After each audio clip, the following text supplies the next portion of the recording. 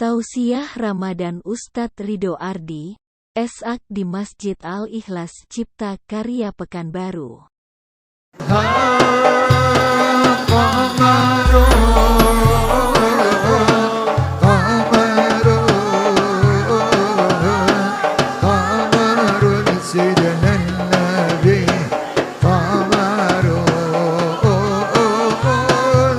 Alhamdulillah, dari jawaban salamnya sudah berbuka semua. Jangan sampai ada yang belum berbuka.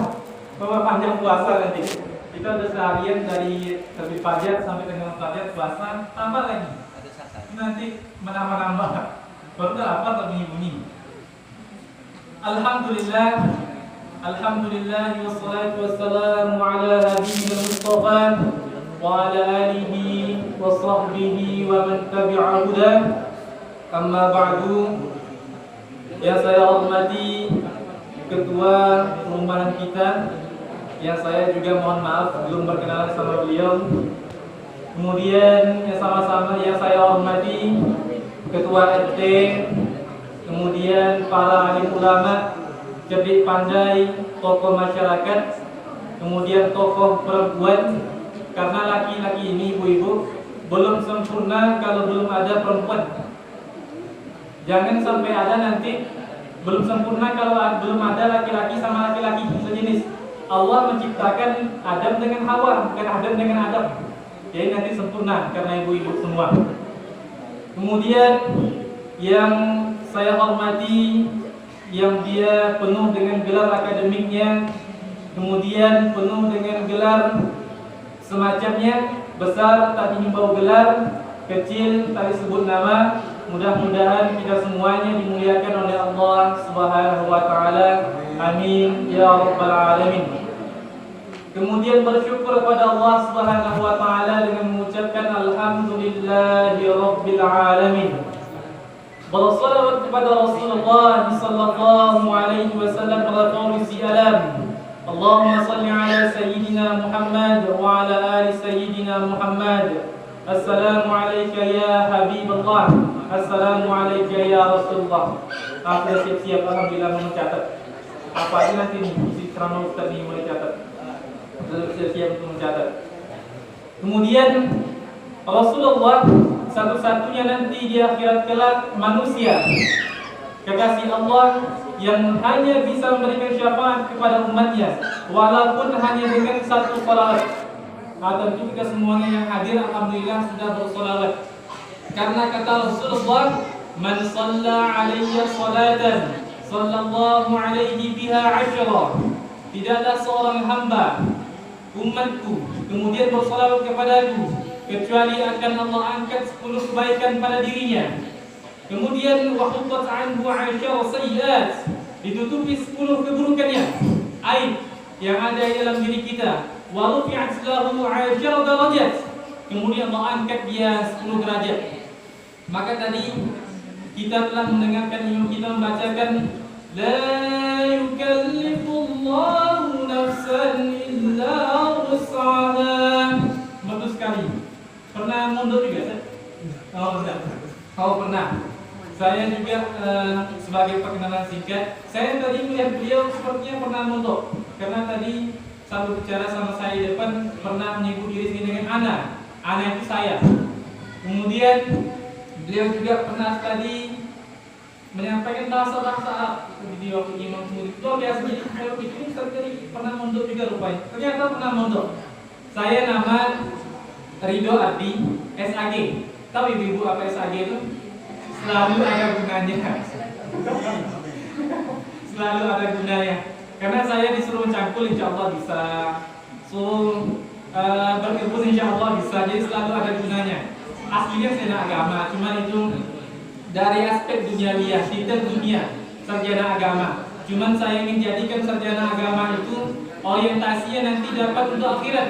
Karena kata Rasulullah, man arda dunia fa'alaihi bil ilmi. Siapapun yang menginginkan dunia maka ilmu. Wa man arda al-akhirati fa'alaihi bil ilmi. Yang mau akhirat ilmu lagi. Wa man ardahuma fa'alaihi bil ilmi. Siapapun yang mau keduanya dunia akhirat maka ilmu. Maka haruslah belajar. Bukankah Imam Asy-Syafi'i rahimahullah ta'ala itu kita semua orang yang jenius, cerdas. Kemudian seorang imam mazhab kita di antara empat mazhab, mazhabul arba'. Kemudian Imam Asy-Syafi'i, kalaulah wa kana Imam Asy-Syafi'i idza quri'a alaihi 70 buyutan, kalaulah Imam Syafi'i itu dibacakan 70 bait di hadapannya, laqad hafaza kulluhum, kecuali dia akan hafal semuanya. Wa kana Syafi'i, dan juga Imam Syafi'i itu idza dhahaba ila al-masjid, berangkat ke masjid atau musalla, ghulliqat fi udhunayhi, tutupnya kedua telinganya biar enggak terdengar yang lain aja yang terdengar, hafal dia, langsung hafal. Itu Imam Syafi'i. Jadi dia karena suka menuntut ilmu, jenius, kemudian pintar intelektual, keilmuannya, maka dikenang sampai kita sekarang, bahkan sampai menjadi imam madhab. Maka saya pribadi ingin juga seperti itu. Dan adik-adik ini Masya Allah, ini sampai ada yang mencatat, ingin mencatat isi ceramah Ustaz. Jangan nanti perkenalannya dicatat, isinya dicatat. Nama Ridho Ardi, kemudian tinggal di Pelalawan. Singkatnya, sebelum kuliah itu juga mondok di Ma'hadil Kautsar Syarif. Pernah mondok di Pondok Pesantren Al-Kautsar Harapan Raya. Di situ. Kemudian lanjut di Winsus Kaliau. Dia satunya di Fakultas Usuluddin, jurusan Ilmu Al-Quran dan Tafsir. Ada sedikit internasionalnya, internasional. Kemudian S2-nya mengambil Tarkizut Tafsir wal Hadis, mengambil konsentrasi tafsir hadis linear. Nah, jadi begitu kira-kira, singkat. Karena waktu kita pun singkat, maka insyaallah pada malam hari ini kita akan bahas sedikit banyak tentang, karena kita masih di dalam alhamdulillah momentum Ramadan, maka kita akan membahas hikmah dari puasa dan qiyamul lail pada bulan Ramadan itu sendiri. Ibu-ibu, bapak-bapak, alim ulama sedikit pandai, para asatizah, para buya yang saya hormati, pernah Talha bin Ubaidillah mendengar dari Rasulullah sallallahu alaihi wasallam. Kata Talha bin Ubaidillah yang mendengar dari Rasulullah, maka dia mengatakan, "Wa man lam yada' qaul az-zuri wal 'amal bih." Siapapun yang pada bulan Ramadan belum meninggalkan wa man lam yada' qaul az-zur wal 'amal bih. Qaul az-zur, perkataan yang sia-sia, hujatan, cacian dan makian. Kemudian perkataan mungkar yang lainnya, carut-marut. Falaysa lillahi hajatun fi man yada' ta'amahu wa syarabah. Tidaklah dia hanya menjadikan puasanya sebagai berlapar dan haus saja. Maka poin yang pertama, ternyata saat kita bulan Ramadan, kita bisa mengontrol diri kita, mengontrol nafsu syahwat kita untuk meninggalkan perbuatan maksiat di hadapan Allah Subhanahu wa taala. Bukankah nanti kita semua kalau mau keluar dari musalla, sendal hilang? Ini banyak sendal yang bagus, mau diambil pula sendal lebih bagus lagi daripada sendal yang dibawa ke sini. Itu astagfirullah, saya berpuasa. Tadi siang puasa masa malam sudah mengambil sendal, jadi ditinggalkan. Tapi saya berharap jangan pula nanti hanya di momentum Ramadan itu diterapkan. Di momentum-momentum lain, ada Sya'ban, ada Muharram, ada yang lainnya, itu juga diterapkan. Karena Ibnu Al-Qusairi, Imam Al-Qusairi pernah menyampaikan, tidaklah hasil daripada bulan Ramadan itu kualifikasinya terlihat setelah dia menamatkan 30 puasa Ramadan harinya. Kemudian ibadat haji ada mabrurnya, ada mabrurahnya. Kemudian nanti puasa itu, orientasi puasa itu akan terlihat saat kita keluar daripada bulan Ramadan. Makanya ada Idul Fitri, kita kembali berbuka, kembali makan, maka diperlihatkan. Maka di sini pula dari poin yang pertama dari meninggalkan maksiat dengan puasa, maka selanjutnya adalah untuk menjadi lebih baik daripada hari yang sebelumnya. Al-Imam Al-Ghazali rahimahullah ta'ala juga menyampaikan tentang seorang manusia yang harinya lebih baik daripada hari sebelumnya. Man kana yaumi khairan min amsihi fahuwa rabih. Tidaklah seorang manusia yang harinya lebih baik daripada hari kemarin, maka dia termasuk orang yang beruntung, rabih. Wa man kana yaumihi mithla amsihi fahuwa maghbun. Tidaklah seorang manusia yang harinya sama saja dengan hari yang sebelumnya, maka dia termasuk orang yang rugi, khasir. Kemudian yang terakhir yang paling celaka, mohon maaf, wa man kana yaumihi syarrun min amsihi fahuwa mal'un. Mal'un bermakna wailun. Wail itu artinya celaka. Celaka seorang manusia yang harinya lebih buruk daripada hari-hari yang sebelumnya. Maka kita ingin bawa spirit Ramadan keluar daripada Ramadan, menjadikan insan yang penuh takwa di hadapan Allah Subhanahu wa taala. Siap ibu-ibu? Insyaallah. Harus siap. Kadang-kadang betul jawabannya amin, tidak cukup dengan amin, harus dengan tindakan. Karena motivasi tanpa aksi itu hanya halusinasi, ilusi. Bayangkan saja, kalau saya jadi orang begini pasti mantap. Itu tidak akan terjadi. Maka harus ada tindakan, ada dorongan dalam diri yang menyebabkan kita menjadi insan takwa di hadapan Allah Subhanahu wa taala. Kemudian poin yang kedua, hikmah daripada puasa dan qiyam pada bulan Ramadan itu adalah laisa siyam minal akali wasyarab. Tidaklah puasa itu hanya meninggalkan akal, bukan meninggalkan akal yang ini, meninggalkan akal makan, aklun. Kemudian wasyarab, minum, syurb ini, air minum.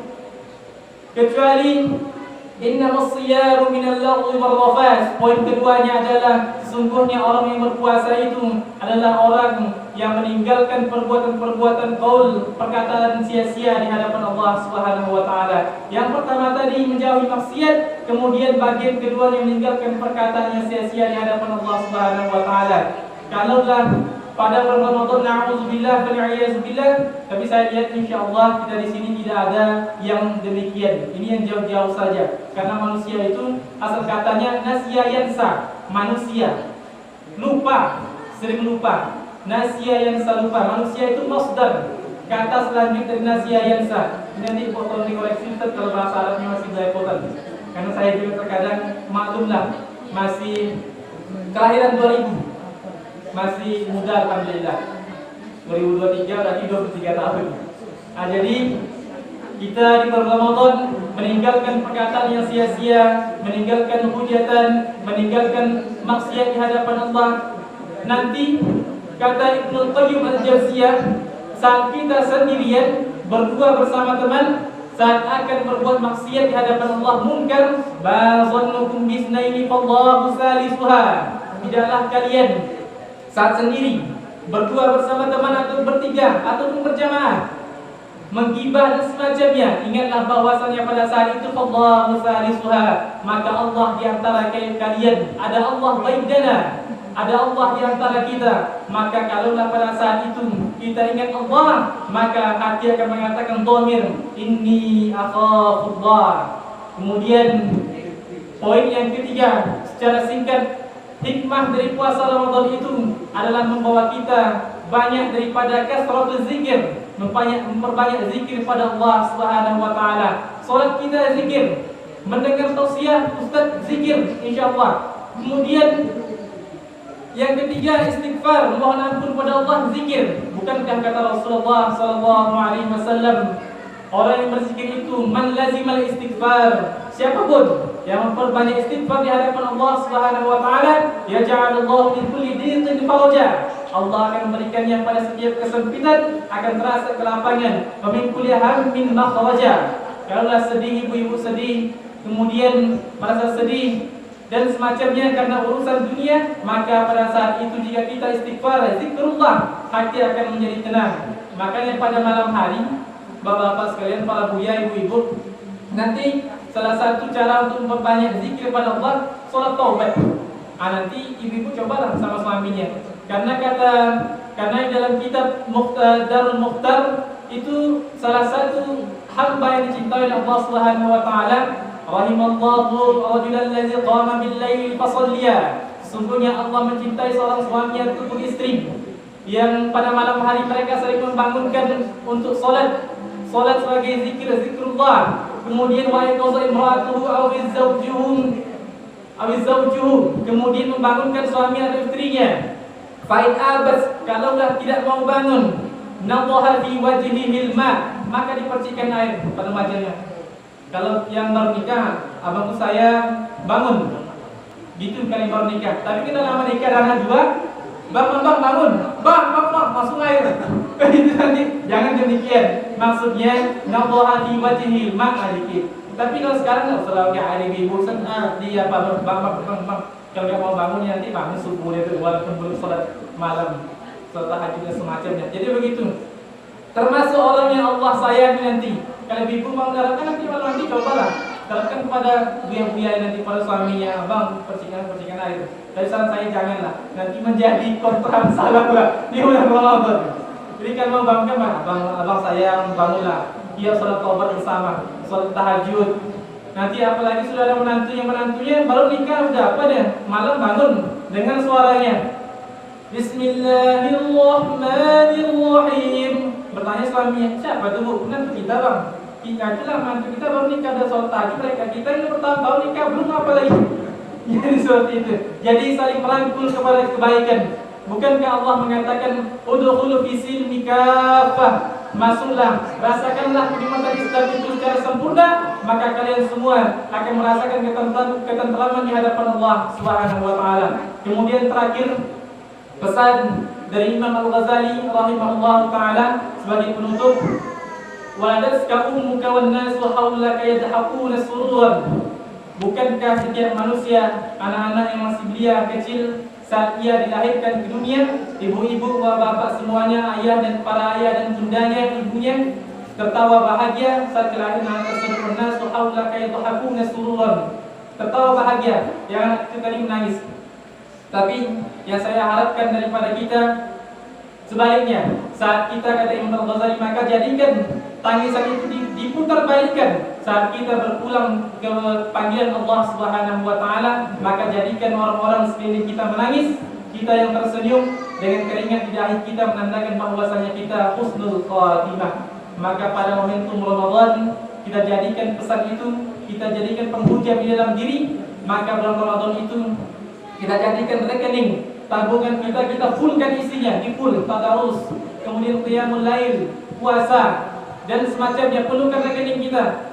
Kalau selama ini 12 bulan, 11 bulan yang kita ambil untuk memenuhkan rekening BNI, BSI, Mandiri, DPP dan semacamnya, maka 1 bulan Ramadan jadikan itu sebagai nilai amal untuk memenuhkan dan membuat full rekening Ramadan kita. Siap ibu-ibu?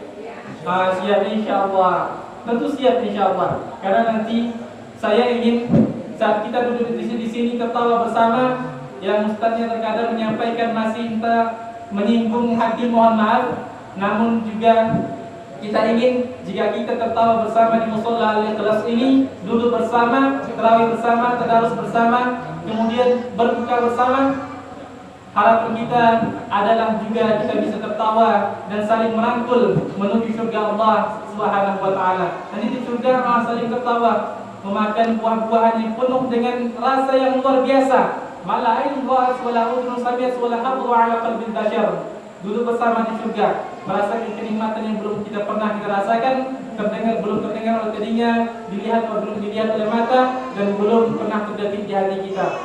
Jadi itu, insyaallah mudah-mudahan dari hikmah dari puasa tarawih ini tadi untuk meninggalkan maksiat, kemudian meninggalkan perkataan yang sia-sia, yang terakhir untuk menjadikan amalan-amalan kita diterima di hadapan Allah Subhanahu wa taala, maka kita semua menjadi insan yang disayangi, amin ya rabbal alamin. Kemudian para buya, alim ulama, cerdik pandai, ibu-ibu semuanya, mohon dimaafkan jika terdapat banyak kata yang menyinggung hati. Mau maafkan ibu-ibu? Mau, alhamdulillahirabbil alamin. Karena nanti kalau ada 1 orang saja, 99 orang memaafkan, kemudian 1 orang belum memaafkan, nanti akhirnya dicari saya harus mencarinya, sementara saya belum kenal dengan kita semua. Maka kalau kita berkumpul di sini, maka insyaallah kita berkumpul di surga Allah Subhanahu wa taala, amin ya rabbal alamin. Sekali lagi mohon dimaafkan, saya sudahi billahi taufiq wal hidayah wal dhalin. Assalamualaikum warahmatullahi taala wabarakatuh.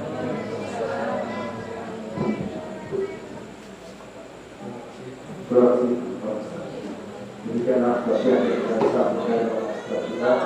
Baik sekali ya, mudah-mudahan seluruh Ustaz disampaikan menjadi manfaat kita dan kita terapkan dalam hidup dan hidup. Baik, untuk mengistirahat waktu, mari saja kita laksanakan sholat tarawih. Salah satu kepada edukasi yang duduk menuju istirahat.